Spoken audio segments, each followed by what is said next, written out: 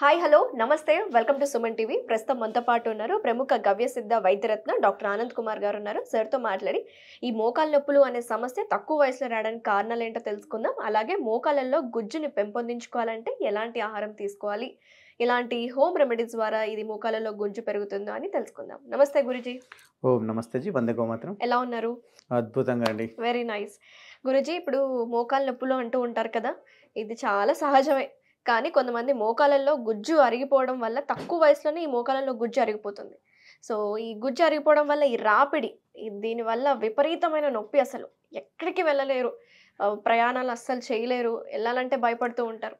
So అతి తక్కువ వయసులో ఈ ప్రాబ్లమ్స్ రావడానికి రీజన్స్ ఏంటంటారు? ఫస్ట్ ఆఫ్ ఆల్ మోకాలు నొప్పి రావడానికి మెయిన్ రీజన్ ఏంటిది అంటే నాభి జరిగిపోవడం. ఓకే. అంటే ఎప్పుడైతే పెల్విక్ రీజన్ కింద మీద అయిపోతుందో కాలు కింద మీద అవుతుంది, దాంతో ఏం జరుగుతుంది అంటే ఒక్క కాళ్ళ మీద కాకుండా ఇంకో కాళ్ళ మీద ఒత్తిడి విపరీతంగా జరిగిపోవడం వల్ల ఏమవుతుంది అంటే దాన్ని ఓన్లీ ఇప్పుడు ఇచ్చే మందులన్నీ ఎలా ఉన్నాయి అంటే ప్రాబ్లమ్ని టోటల్గా క్యూర్ చేయలేవు ఇవి. వాళ్ళంతా చేసేది ఏంటంటే పెయిన్ మేనేజ్మెంట్. పెయిన్ మేనేజ్మెంట్ అంటే ఏంటిది? నొప్పి వస్తుందా, నొప్పిని తగ్గించాలి. ఎలా తగ్గిస్తారు? బాములు రాయడము, నూనెలు రాయడము, తర్వాత వచ్చి గోళీలు తినడము. మరి మంచిదే కదా గురుజీ, అది అలాంటివి అలాంటివి రిలీఫ్ ఉంటాయి, కొంతమందికి రికవరీ కూడా ఉంటుంది. మీరు అలా రాయకూడదు అంటున్నారు. నేను రాయకూడదని అంటలేను. ఇక్కడ జరుగుతున్నది అంతా పెయిన్ మేనేజ్మెంట్ అని చెప్తున్నాను. పెయిన్ మేనేజ్మెంట్ అంటే ఏంటిది? నిన్ను నొప్పిని తగ్గించడానికి మాత్రమే పనిచేస్తున్నారు. ఓకే. ఆ నొప్పికి కారణమైన దాన్ని ఎవరు గమనిస్తలేరు. ఇక్కడ ప్రస్తుతానికి జరుగుతున్నది అది రూట్ కాజ్. అయితే ఆ రూట్ కాజ్ని మనం చూసుకోవాలి అంటే మనం చేయాల్సింది ఏంది? మెయిన్గా శరీరం యొక్క స్థితి ఎలా ఉందో చూసుకోవాలి. బాడీ స్థితి ఎప్పుడైనా సరే పర్ఫెక్ట్ స్థితి టీ స్థితిలో ఉంటుంది. మరి మీ శరీరం ఏ స్థితిలో ఉంటుంది? క్రాస్ టీలో ఉంటుంది. ఓకే. అప్పుడు ఏమవుతుంది? ఒక భుజం పైకి అవుతుంది, ఒక కాలు పైకి అయిపోతుంది, ఒక కాలు కిందికి వస్తుంది. అప్పుడు దీన్ని మేనేజ్ చేయడానికి ఈ కాలుని ఎక్కువ ఒత్తిడి తీసుకొస్తూ ఉంటాడు. ఎక్కువ ఒత్తిడి తీసుకొచ్చిన కాలు ఎప్పుడైతే ఉంటుందో దాని మీద అధికంగా ప్రెషర్ పడేసేసి గుజ్జు జరిగిపోవడము, మోకాలు రాకపోవడము, ఇవన్నీ జరుగుతూ ఉంటుంది.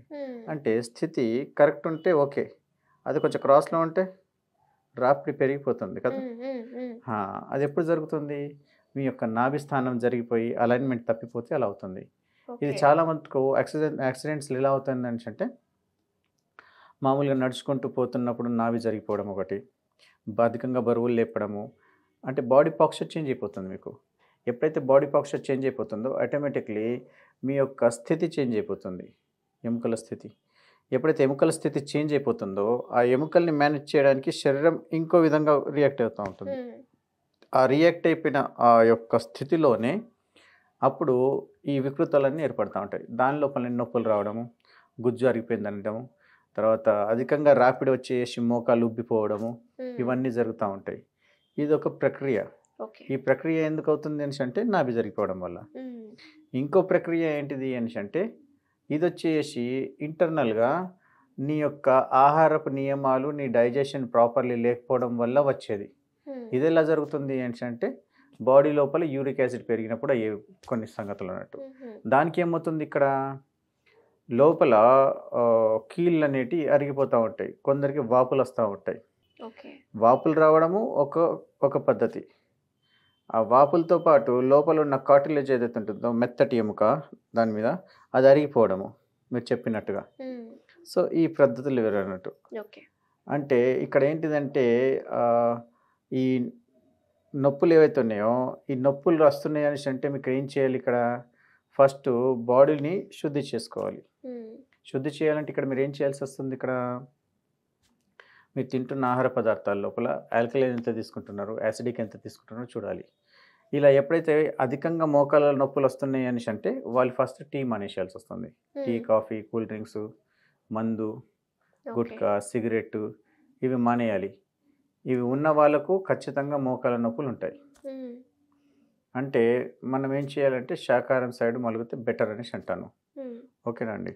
తర్వాత వచ్చేసి ఇక్కడ కిడ్నీ లోపల క్లీన్జింగ్ అంటే డిటాక్సిఫికేషన్ అవుతలేదు అన్నట్టు కిడ్నీస్లో. అయితే మూత్రం ద్వారా మనకంతా బ్యాడ్ వెళ్ళిపోతుంది కదా, అది ఆ టాక్సిక్ బయట వెళ్ళకపోయేసరికి ఏమవుతుంది? దాని లోపల ఉన్న యూరిక్ యాసిడ్ కాస్త ఖాళీ ప్లేస్లలో పోయి కూర్చోవడం మొదలుపెడుతుంది. ఇదంతా ఏ విధంగా జరుగుతూ ఉంటుంది మళ్ళీ? ఇంటర్నల్‌గా నాడీ వ్యవస్థ, లింఫాటిక్ సిస్టమ్ వల్ల మీకు ఇదంతా జరిగిపోతూ ఉంటుందన్నట్టు. మనకు ఏర్పడదు అదంతా. అప్పుడు మీకు కనిపించేదంతా రిజల్ట్ ఏంటిది? వాపులు రావడము, ముట్టుకుంటే నొయ్యడము, ఇవన్నీ జరుగుతూ ఉంటది. ఓకే. మరి వీటిని తగ్గించడం ఎలా? యెస్. ఈ ప్రాబ్లమ్‌కి ఎలా తగ్గించుకోవాలి? హ్మ్. ఇది అవును. ఇది చేయాలి అంటే మీరేం చేయాల్సొస్తుందంటే బాడీని బ్యాలెన్స్ చేయాలి మీరు. హ్మ్. అంటే నాభి చికిత్స. నేను గానివ్వండి, నాలాంటి గవ్యసిద్ధులు గానివ్వండి, నాభి సెట్ చేస్తాం మేము. హ్మ్. ఆ నాభి సెట్ చేసిన తర్వాత అప్పుడు బాడీకి శుద్ధి అయిపోయేసి మందులిస్తాము. ఆ బాడీకి శుద్ధి అయిన తర్వాత వాటికి కావాల్సిన సప్లిమెంట్స్ ఏవైతే ఉంటాయో మందుల రూపంలో ఇస్తామన్నట్టు. దాంతోనే శరీరం బ్యాలెన్స్ అయిపోయేసి నొప్పులు ఈజీగా తగ్గిపోతాయి. ఎప్పటిదాకైతే మీరు నాభి చికిత్స చేయరో అప్పటిదాకా కీళ్ళ నొప్పులు అనేవి పోవు. ఇది ఓకే. మాత్రం 100% చెప్తున్నాను ఇక్కడ. ఓకే. మరి చాలామంది కొన్ని ఇంజెక్షన్స్ ద్వారా కావచ్చు, కొన్ని ఫుడ్ ఐటెమ్స్ ఇవి తీసుకుంటే, లేకపోతే ఈ ప్రత్యేకంగా ఈ ఆయిల్ వాడడం వల్ల మోకాలు నొప్పులు తగ్గుతాయి అని చెప్తూ ఉంటారు కదా! అలాంటివి ఏమన్నా పనిచేస్తాయంటారా? లేకపోతే మీరేమన్నా ఇప్పుడు ఆహ్, మనం ట్రీట్మెంట్ చేశామండి. ట్రీట్మెంట్ చేసిన తర్వాత సరైన స్థితికొచ్చింది. అయినా కొంచెం వాపులున్నాయి, ఇవి ఉన్నాయి కదా! మరి వాటిని తగ్గించడానికి మేనేజ్ చేశామనుకోండి కొన్ని రోజులు, అది మామూలు స్థితికొచ్చేస్తుంది కదా! హ్మ్. అప్పటిదాకా వీటిని వాడుకోవచ్చు. అది అద్భుతంగా పనిచేస్తుంది. ప్రాబ్లమ్ ఏం లేదు. అయితే ఓకే. నేను దీనికి వ్యతిరేకం కాదు. హ్మ్. మన వాళ్ళు రూట్ కాజ్‌ని చూసుకోకుండా ఓన్లీ మేనేజ్ చేస్తున్నారు చూసారా? దాన్ని చెప్తున్నాను అంతే. ఓకే. అయితే నేను కూడా ట్రీట్మెంట్ ఇచ్చేసిన తర్వాత కొన్ని సమయాలలో నేను కూడా బామ్ ఇస్తాను. ఎందుకు అధికంగా నీకు వాపొచ్చేసింది కదా! అవును. మరి దాన్ని తగ్గించడానికి స్థితి కరెక్ట్ కూర్చోబెట్టేశాను. అవును. ఆ స్థితి కరెక్ట్ కూర్చోబెట్టిన తర్వాత ఒక 5, 10 రోజులు, 15 రోజులన్నా నీకు ఆ వాపు ఉండొచ్చు కదా కొంతమందికి. అవును. సో, అలాంటి పరిస్థితి ఉన్న వాళ్ళకి మేమేం చేస్తాము అనేసంటే ఆయిల్స్, బామ్స్ కూడా ఇస్తాము. అలా ఏం ప్రాబ్లమ్ లేదు. అట్లా. ఓకే. సో, నేను మళ్ళీ అడగచ్చో లేదో తెలీదు. మీరు పెయిన్ మేనేజ్‌మెంట్ గురించి కాకుండా రూట్ కాజ్‌ని ఐడెంటిఫై చేయాలంటున్నారు కాబట్టి. ఎందుకంటే చాలామంది నొప్పులొచ్చాయంటే ఏం చేయాలి? ఎలాంటివి వాడాలి? ఎలాంటివి తినాలి? అనే సెర్చ్ చేస్తూనే ఉంటారు. అయితే సో మీరు చెప్పిన దాని ప్రకారం నేను ఇప్పుడు చెప్పేదేంటంటే ఫస్ట్ నాభి సెట్ చేసుకోండి. ట్రీట్మెంట్ చేసుకోండి. హ్మ్. అప్పటిదాకా రాలేని పరిస్థితుల్లో ఉంటే మనము ఇంతకుముందు వీడియోలు తీసినట్టుగాను ఆవాల నూనె, దాని లోపల కొద్దిగా మనం ఏం చేసుకుంటున్నాము అనేసంటే అమృతధార, దాని తర్వాత వెల్లుల్లి, వీటిని బాగా మసలించుకొని చల్లార్చి ఎప్పుడు కావాలో అప్పుడు కొంచెం గోరువెచ్చగా చేసుకొని జస్ట్ అలా అప్లికేషన్ ఇవ్వండి అని చెప్తున్నాం మనం. ఓకే. అమృతధార అంటే మనకు దొరుకుతుందా మార్కెట్‌లో? అమృతధార లోపల ఏముంటుంది అనేసంటే పచ్చకర్పూరము, ఓమ సత్వము, పుదీనా సత్వము, వీటిని అన్నిటిని 10 గ్రాములు తీసుకొని ఒక దాంట్లో కలిపిస్తే ఇది లిక్విడ్ అయిపోతుంది. ఇది దీనివల్ల 54 రకాల రోగాల్ని మనం క్యూర్ చేసుకోవచ్చు. ఇప్పుడు నేను ఓకే. చెప్పిన ఈ అమృతధార వల్లనే. ఓకే. నొప్పికి ఇస్తుంది. మళ్ళీ ఊపిరితిత్తుల లోపల గట్టిగా పీల్చుకోలేకపోతున్నారు అంటే దానికి జస్ట్ అలా బట్టకు పెట్టి వాసన చూసేసినా గానీ అద్భుతంగా పనిచేస్తుంది.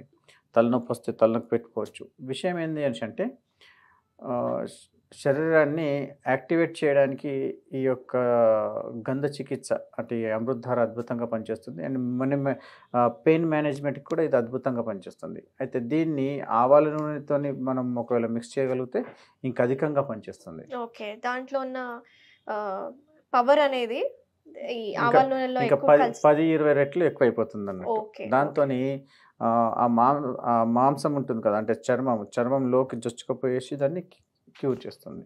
వెరీ అయితే నైస్. ఇంకోటి మీరు గుజ్జు అనేసి అన్నారు. అవును. ఆ గుజ్జుని పెంచుకోవడానికి అద్భుతమైన ఒక గింజ ఉన్నది. ఓకే. ఆ గింజ చెప్తాను. అది ఏంటి? మహాబీర గింజలు అనేసి అంటారు. ఓకే. ఓకే. మీకు కావాలనుకున్నప్పుడు ఏం చేయాలంటే రాత్రి ఒక చెంచాడు నానబెట్టి ప్రొద్దున దాన్ని మీరు కన్జ్యూమ్ చేయగలిగితే మీ యొక్క మోకాళ్ళు అరిగిపోతున్నాయి కదా! దాని లోపల గుజ్జు అద్భుతంగా పనిచేస్తూ ఉంటుంది. ఓహో! నైస్. ఈ యొక్క మీరు మహాబీర గింజల్ని మీరు అద్భుతంగా యూజ్ చేసుకోవచ్చు. అండ్ దాంతో పాటు మీరు చేయాల్సిందల్లా ఏంటిదంటే కరెక్ట్‌గా ఆయిల్ తీసుకోవడం మొదలుపెట్టండి. మంచి ఆయిల్. యాహ్! రిఫైన్డ్ ఆయిల్స్ కాకుండా. రిఫైండ్ ఆయిల్ కాకుండా మంచి ఆయిల్ మీరు ఎప్పుడైతే మీరు స్వీకరిస్తారో 100% మీ యొక్క ఈ నొప్పులనేటివి మీరు దూరం పోతాయి. దాంతో పాటు మీరు కన్జ్యూమ్ చేయాల్సింది ఏంది అనేసంటే అద్భుతమైన నెయ్యి. హ్మ్. ఏంది? ఆవు నెయ్యి. దీన్ని మీరు తీసుకోగలిగితే మీ కీళ్ళ నొప్పులు, ఈ వాతం అనేది తగ్గుతుంది. Okay. Thank you so much Guruji. చాలా డీటెయిల్‌గా ఎక్స్‌ప్లెయిన్ చేశారు. సో చూసారు కదా వ్యూవర్స్, ఎవరికైతే ఈ మోకాళ్ళ నొప్పులు, అలాగే మోకాళ్ళలో గుజ్జు తగ్గిపోతుందంటే పెయిన్ మేనేజ్‌మెంటే కాకుండా రూట్ కాజ్‌ని ఐడెంటిఫై చేసి ట్రీట్మెంట్ చేయాలి అని చెప్పుకొస్తున్నారు. ఎవరికన్నా ట్రీట్మెంట్ కావాలనుకుంటే కింద స్క్రోల్ అవుతున్న కాంటాక్ట్ డీటెయిల్స్‌కి అప్రోచ్ అవ్వచ్చు. అలాగే సార్ నెంబర్ కూడా మేము స్క్రీన్ మీద డిస్‌ప్లే చేస్తాను. సో ఏమైనా డౌట్స్ ఉంటే సార్‌కి కాల్ చేసి మాట్లాడొచ్చు. Thank you Guruji. చాలా మంచి ట్రీట్మెంట్ విధానం అలాగే హోమ్ రెమెడీస్ కూడా చాలా డీటెయిల్‌గా చెప్పడం. Thank you so much. ఓం నమస్తే జీ, బందే గోమాతరం. నమస్తే.